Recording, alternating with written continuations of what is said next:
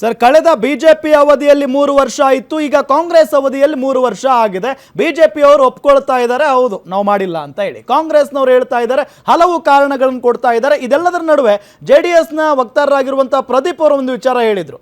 ಇಲ್ಲಿ ಈ ಎಲೆಕ್ಷನ್ ಮಾಡೋದಕ್ಕೆ ಕಾಂಗ್ರೆಸ್ನವ್ರಿಗೆ ಮನಸ್ಸೇ ಇಲ್ಲ, ಅದರಲ್ಲೂ CM ಮತ್ತು DCM ಸ್ವಾರ್ಥ ರಾಜಕಾರಣಕ್ಕೆ ಈ ಎಲೆಕ್ಷನ್ ಮುಂದೂಡಲಾಗ್ತಾ ಇದೆ ಅಂತ. ಅದೇ ಹೇಳಿದ್ನಲ್ಲ, ಈಗ ಪ್ರದೀಪ್ ಅವರು ಒಂದು ರಾಜಕೀಯ ಪಕ್ಷದ ಸದಸ್ಯರು, ಅವರು ರಾಜಕೀಯ ಪಕ್ಷದ ಒಂದು ನ್ಯಾರೇಟಿವ್ ಮಾತಾಡ್ತಾರೆ. ನಮ್ಮ ಕಣ್ಮುಂದೆ ಇದೆ, ಪತ್ರಕರ್ತ ನಿಮ್ಮ ಕಣ್ಮುಂದೆ ಇದೆ.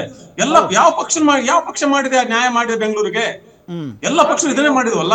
ಕಾರಣಗಳು ಸಾವಿರ ಇರಬಹುದು, ಕಾರಣಗಳು ಆದ್ರೆ ಹೇಳಿ ಸರ್. ಈಗ ನೀವು ಕುಮಾರಣ್ಣವ್ರ ಬಗ್ಗೆ ಹೇಳಿದ್ರೆ, ಕುಮಾರಸ್ವಾಮಿ ಅವರು ಯಾವಾಗ ಮುಂದೂಡಿದ್ರು ಹೇಳಿ ದಯಮಾಡಿ, ಅದು ರಾಂಗ್ ಇನ್ಫಾರ್ಮೇಶನ್ ಆಗುತ್ತೆ.